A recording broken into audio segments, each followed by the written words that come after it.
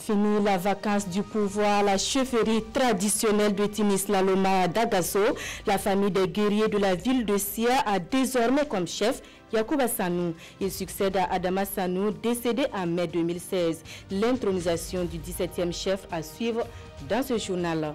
Et puis de Noël, on en reparle dans ce journal avec la visite du Père Noël au pensionnaire du village d'enfants de Zignari. Le vieux barbu y est allé, la haute pleine de cadeaux, auquel s'ajoute un chèque de 3 millions de francs CFA. Le donateur à découvrir tout à l'heure. Voilà pour le sommaire. Merci de nous recevoir chez vous. Après près d'un an et demi de vacances, le trône de la chefferie de Tinislaloma a désormais un occupant. Le nouveau chef, le 17e de la lignée des guerriers de Dagasso à Bobo Dioulasso, s'appelle Yacouba Sanou. Il succède à Adama Sanou, décédé en mai 2016. La cérémonie d'intronisation nous est comptée par Lamine Karantaou et Ali Traoré. Quand le tambour mythique de Dagasso retentit dans la cité, c'est qu'il y a un grand événement. La famille de Tinislaloma, l'une des 3 familles qui composent le village de Dagasso, a un nouveau chef. Yacouba Sanou a désormais la mission de diriger ce village qui était autrefois la cité des guerriers de Dagasso. Et c'est avec sérénité qu'il compte relever ce défi. Il est le repère, il est le conseil, il est le père. Ce qui veut dire qu'à chaque instant de notre vie commune, chacun doit se référer à lui et chacun doit respecter les mots d'ordre ou les conseils ou les propositions qu'il avancerait. Et c'est ce qui fera effectivement sa force, c'est ce qui donnera du poids à son autorité. Sa Majesté Yacouba Sanou est désormais le 17e chef de la famille de Tinislaloma. Devant autorités politiques, militaires, religieuses et ses administrés, il reçoit ici tous les honneurs dignes d'un chef. La chefferie en tant que porteuse de la sagesse ancestrale, ce nouveau chef, tout comme les autres, ce que j'attends d'eux, c'est qu'ils jouent ce rôle-là de porteur de sagesse. Chacun connaît sa place au village. Je voudrais juste dire que c'est une très belle cérémonie. Et je suis surpris de voir qu'un peuple comme les Bobos est capable quand même d'avoir un peu de discipline. Donc c'est une cérémonie bien organisée. Ils nous ont également fait l'historique de la chefferie. Et je pense que, comme mon collègue l'a rappelé, c'est une institution forte ancrée dans notre dispositif culturel. Les différentes familles à la cérémonie ont réaffirmé leur engagement à soutenir Yacouba Sanou à réussir sa nouvelle mission. Lui qui remplace à ce poste Adama Sanou, décédé le 27 mai 2016. Nous restons à Dagasso où les fils et filles se sont retrouvés pour une journée de communion autour de la culture bobo. Il était également question de la pérennisation de cette culture à travers la jeunesse qui a eu droit à un cours d'histoire sur la chefferie. On en sait plus avec Hassan Gourabou, Sriki Milogo et Moumouni Baro. Une minute de silence à la mémoire des défunts avant le début de la journée culturelle de Dagasso. Ensemble avec les notables, les fils et filles de la cour royale échangent sur les questions culturelles. Ce sont des rencontres que nous tenons chaque année pour essayer de magnifier un peu nos traditions, l'origine, la culture. Ces rencontres culturelles sont l'occasion pour ces frères aussi de fraterniser, d'échanger au-delà des questions culturelles même, sur des aspects économiques. Autrefois organisée après les récoltes de fin d'année, la journée culturelle de Dagasso est l'occasion pour les anciens de transmettre leur savoir aux jeunes. On veut que les enfants savent ce qu'ils sont. Parce que les fils de Dagasso, bon, ce sont les familles guerriers. Mais aujourd'hui, là, tout le monde est devenu guerrier. C'est que nous, on va dire aux enfants, là, ils n'ont qu'à s'approcher aux vieux, demander ce qu'il y a. Ce qu'il y a, nous, on va les expliquer. Ils vont savoir ce qui est notre totem. La chefferie coutumière de Dagasso est un regroupement de plusieurs villages bobo. Et cette journée culturelle a donc servi de cadre pour les ressortissants de ces villages de renforcer les liens de fraternité et aussi formuler les vœux de santé, de paix et de bonheur à cette fin de l'année 2017. L'association 360 Développement veut promouvoir l'éducation à travers le sport. Cette association, qui regroupe des jeunes burkinabés vivant au Canada, a remis du matériel sportif et didactique à 15 écoles primaires de la ville de Bobo-Dioulasso. Sur la composition du don, le reportage de Maneka Yen et Ahadi Sandamba. 150 ballons de sport, 500 jeux de maillots et de chaussures, du matériel pédagogique. C'est donc Noël chez les élèves de 15 écoles primaires de la circonscription d'éducation de base Bobo 10. En plus, les écoles primaires Belleville A et B reçoivent des équipements de terrain. L'initiative est de l'association 360 Développement, une association de jeunes burkinabés vivant au Canada. 360 Développement est un organisme à but non lucratif qui a été créé en 2010, dont l'objectif est de ramasser du matériel scolaire sportif avec nos partenaires canadiens pour en faire bénéficier nos jeunes frères, nos enfants. À travers donc ce don, l'association 360 Développement entend contribuer à l'amélioration de l'éducation par le biais du sport.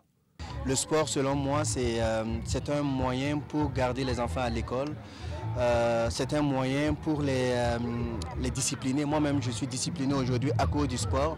Quand j'avais un match 48 heures avant, je ne sortais pas. C'était mon match avant tout. L'apprentissage ne se fait bien que dans un corps sain. Donc, cela va aider les écoles à mieux organiser les activités sportives et donner à ces élèves une éducation plus complète. Ce don est le troisième geste du genre de l'association 360 Développement aux écoles primaires du Burkina Faso. C'est un projet qui n'a pas pour objectif de former des champions, mais plutôt d'inciter les élèves à pratiquer davantage le sport, diront donc les responsables de l'association. Dans la commune de Nyamba, à l'est du Burkina, l'heure est au bilan de la gestion du maire et de son équipe, des infrastructures sanitaires à celles éducatives en passant par l'hygiène et l'assainissement. Tout ou presque est passé au peigne fin. L'exercice de redevabilité a été suivi pour nous par Désiré Ilboudo, Dahadi Banga et Ibrahim Sanou. Rendre compte de la gestion des affaires de la commune, c'est l'objectif visé par les maires de la commune de Yamba et ses pairs conseillers à travers cette journée de dialogue communal. À cet exercice de redevabilité, tous les secteurs sont passés au peigne fin. Le maire a eu l'initiative de convoquer tout le monde pour dire les réalisations qu'il a pu faire en 17 mois. Ils ont fait des écoles, des routes, ils ont construit le marché à bétail. J'ai vraiment beaucoup apprécié cette initiative. Les populations ont également saisi cette opportunité pour exposer leurs préoccupations au bureau exécutif. Il nous faut de l'ambulance pour sauver les cas de décès maternels. Quand une femme saigne et puis vous n'avez pas une ambulance pour intervenir vite, on fait comment? Donc nous avons un cadavre posé. Vous avez des cas aussi d'hygiène.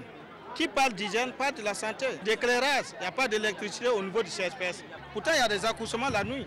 Des défis que le maire de Yamba compte relever. Pour cela, il invite les populations à s'impliquer davantage dans la gestion de leur commune. Lorsque les fonds propres de la commune ne vont pas de l'avant, il va être difficile de pouvoir satisfaire à 100% les sollicitations de la communauté. Lorsqu'il s'agit de l'ambulance, le chef a demandé la contribution exceptionnelle de chaque couple de façon à ce que nous puissions mobiliser des recettes propres à l'interne afin de voir comment nous pouvons nous faire accompagner dans l'acquisition d'une ambulance pour notre commune. Cette journée est rendue possible grâce au soutien financier de l'ONG Tintoa ainsi que d'autres partenaires comme le programme d'appui au développement territorial. Retour à Ouagadougou où l'université Ouaga 1, professeur Joseph Kizerbo, vient de mettre au service de l'agriculture de nouveaux agronomes. Au nombre de 27, les désormais diplômés de master en innovation et développement en milieu rural, Agrinovia, ont reçu leur parchemin de fin de formation ce matin. Le récit de Amadou Ilboudo et Mariam Daou. 27 nouveaux agronomes au service du secteur agricole burkinabé. Après 3 mois de formation à l'université et 6 mois sur le terrain, ces étudiants en Agrinovia de l'université professeur Joseph Kizerbo sont aptes à contribuer au développement de l'agriculture burkinabé en milieu rural. Avec les sorties de terrain, les stages pratiques et le professionnalisme du corps professoral, Nous avons pu comprendre et expérimenter la valeur ajoutée du master et acquérir une vision plus large en termes de processus de développement et de l'innovation. Mon thème a porté sur l'accès des femmes à la terre en milieu rural et les rapports avec la sécurité alimentaire des ménages. Je pense avoir une compétence pour ce qui concerne les genres et en particulier les défis de l'inclusion du genre dans les projets d'aménagement hydro-agricole en milieu rural. Au cours de cette cérémonie qui réunit professeurs, étudiants et coordonnateurs de programme, 5 étudiants reçoivent symboliquement leur parchemin. Pour le coordonnateur du programme Master 2 Agrinovia, l'importance de la filière n'est plus à démontrer. Ces deux promotions qui viennent de se mettre ensemble pour officialiser leur sortie ont été formées dans l'idée que les innovations, ce n'est pas seulement les innovations technologiques, c'est essentiellement l'innovation comme processus social de mise en connexion de plusieurs acteurs, d'une diversité de familles d'acteurs pour affronter les questions de développement. Après une phase pilote en 2009, le programme Agrinovia s'est étendu au Master 2 en 2011 afin de créer des compétences pour innover l'agriculture en milieu rural. Retour sur la célébration de Noël avec le Père Noël qui a rendu visite aux pensionnaires du village d'enfants de Zignari. Il y est passé avec la hotte pleine de cadeaux auxquels s'ajoute un chèque de 3 millions de francs CFA. Le geste est de l'entreprise African Mining Partner qui répond ainsi aux cris de cœur lancés sur nos antennes par les responsables de l'orphelinat. Isaka Ouedraogo et Aimé Solang Digma de retour de Zignari. Le Père Noël chez les pensionnaires du village d'enfants de Zignari à l'initiative de l'entreprise African Mining Partner AMP. Cette entreprise est venue contribuer au bonheur de ses enfants avec les mains chargées de cadeaux et d'un chèque de 3 millions de francs CFA. On a voulu quand même apporter un baume dans leur cœur, passer un message comme quoi, bon voilà, on a entendu le cri de cœur et vraiment, sachez que vous n'êtes pas seuls. Voilà, nous sommes avec vous. Dorénavant, ces enfants, ce village, voilà, peut compter, en tout cas sur AMP, qui est une société burkinabé. Mon papa a dit de doubler, je vais le doubler seulement. AMP a également servi aux enfants du village un plateau d'artistes musiciens et d'humoristes pour qu'ils puissent ressentir la magie de Noël à l'orée de la nativité. Je suis très content de votre geste de faire l'arbre de Noël pour nous. J'ai reçu des cadeaux du Père Noël et du African Mining Partner. Je suis dans la joie totale pour ce que j'ai vu, et vraiment pour ce que l'administrateur de l'ANPE a fait pour ses enfants.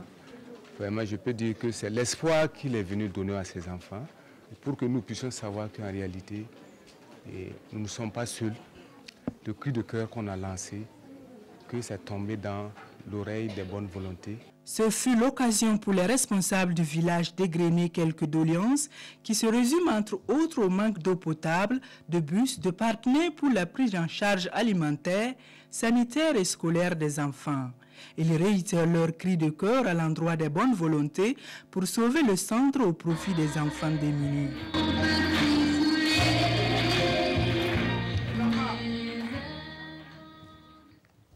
Même air de Noël au Théâtre Soleil de Ouagadougou, des moments de communion et de distraction qui ont donné l'occasion aux enfants de faire montre de leur savoir-faire. Nyakiteda. Quand la magie de Noël opère, les futurs artistes du Théâtre Soleil ne restent pas en marge. Le Théâtre Soleil est un projet qui met l'accent sur la formation et la diffusion du spectacle jeune public.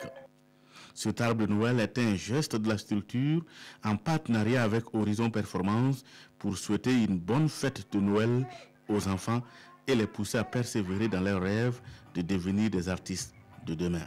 Pour cet arbre de Noël, nous avons eu l'accompagnement de Horizon Performance qui a bien voulu offrir un sourire aux enfants, qui a bien voulu dire aux enfants que Papa Noël, c'est pour tout le monde et que nous avons le droit aussi d'avoir des moments de joie.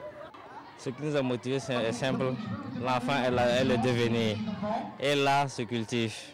Nous devons déjà essayer de garder nos cultures ou de laisser tomber au profit de la modernité.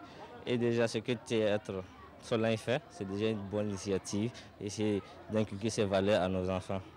Des expositions, du sketch, du son, mais aussi de la danse, ce sont là le savoir-faire de ces enfants pour agrémenter la soirée. Si aujourd'hui c'est Noël, je suis heureux. Je souhaite que l'année prochaine, tous les enfants soient habillés comme ça. Nous allons dire merci, Père Noël, d'être venu nous souhaiter joyeux Noël au Théâtre Soleil et que Dieu bénisse tout le monde au Burkina Faso. Ce arbre de Noël est le premier du genre organisé par le Théâtre Soleil. Les enfants, quant à eux, repartent heureux, les mains chargées de cadeaux. C'est la fin de cette édition. Merci de votre fidélité au programme de la télévision du Burkina. À demain.